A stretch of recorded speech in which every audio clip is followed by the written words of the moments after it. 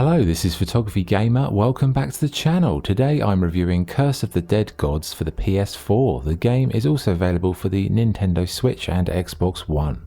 Curse of the Dead Gods is a single-player dungeon crawler roguelike developed by Past Tech Games. You play as a brave warrior tasked with entering procedural dungeons in search of gold, weapons and other means to improve your chances of survival.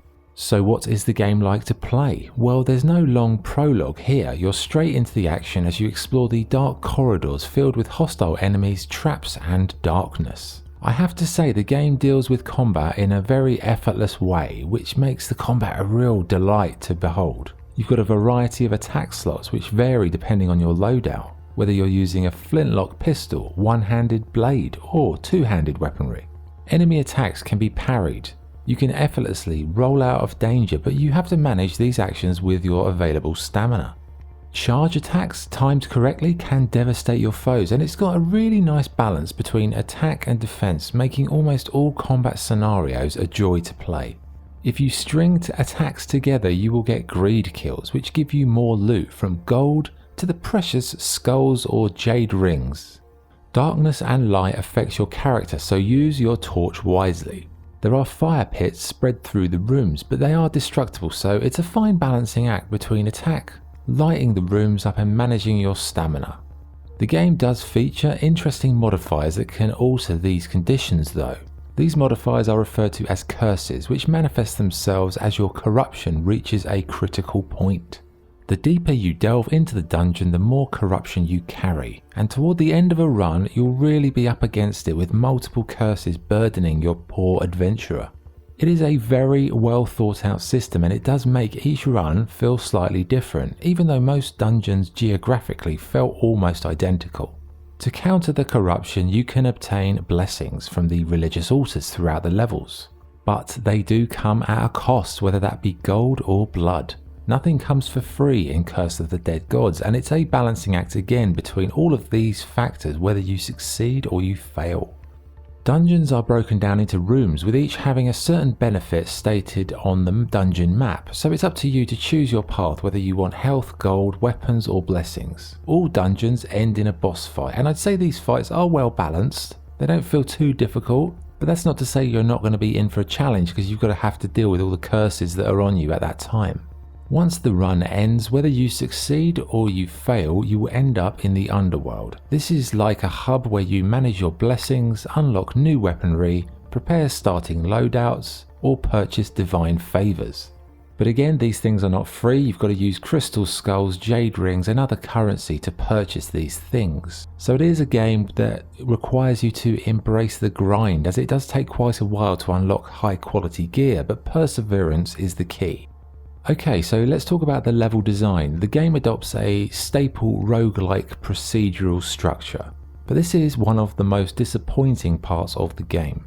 Dungeon to dungeon, the levels are remarkably similar. Usually, it takes a few days of play to spot the patterns here, but not with this game. Within 3 or 4 runs, you can see it a mile off, and it really is a disappointing feature, making the process of taking on levels feel very repetitive. There are reused assets all over the place, and lots of bosses and sections were identical, and the variety is very patchy. It would have been so much better if the game world had been a unique creation. As the game, it's so smooth and satisfying to play in terms of the combat, but the tired and predictable nature of the level design impacts negatively on the enjoyment levels. Meaning it's good fun to play for 45 minutes at a time, 2 dungeon runs, then you'll call it a day and come back to it another day. If you play it for longer than 45 minutes, it's unbearably repetitive. Finally, on gameplay, one glaring omission is the lack of any multiplayer or co-op. It is such a fun game to play in terms of the combat, as I said, and I can only imagine how much better it would have been with playing with a friend, but sadly we will never know. Visually, the game world looks pretty solid with a sort of soft pastel shaded style. The lighting is excellent and the character animations are smooth, but again the procedural levels were visually and structurally repetitive and lacking any innovative or original elements. Sound-wise, the game is excellent with wonderful punchy sound effects for the combat. The music, although good, isn't something you'll remember, as it kind of sits there in the background, acting more like an ambient soundtrack than a in-your-face soundtrack. Okay, what's good and what's bad? What's good? The combat system is wonderful with smooth controls and well thought out moves. The curses add a nice variable to each run, and it's very well thought out in terms of gameplay, with the level modifiers and the light and dark system. What's bad? The procedural levels are repetitive, unimaginative and tired. It can be quite a grindfest, and it's only suitable for short sessions due to the repetitive nature. So what's the verdict? Curse of the Dead Gods is a cool and entertaining dungeon crawler ideal for short sessions. The combat is effortless and one of the best examples in the genre, and the variable corruption factors make each run feel unique. Sadly, the same can't be said for the level design, which was an overwhelmingly disappointing feature. The dungeons are very repetitive, and after 2 runs it's very difficult to go again, because you know essentially you're going through the same carbon copy over and over. Yes, I know smaller development teams love procedural worlds as it saves them time and money, but in this case it has a detrimental effect on the long-term enjoyment of the game. If the game world had been a unique creation with a story and vastly different design level to level, it would have been one of the best games I've played recently. Sadly, it isn't, but it's still a remarkably enjoyable game, albeit one just for short moments. I would recommend it just for the slickness of the combat and the corruption elements. Just don't expect to play for more than an hour at a time, as you will get bored. Like, if you want something to pick up and play for about 30 minutes a day here and there, this is ideal. But if you're after a more deep and meaningful game world and experience, then perhaps give this one a miss. So my score for Curse of the Dead Gods is 7.5 out of 10.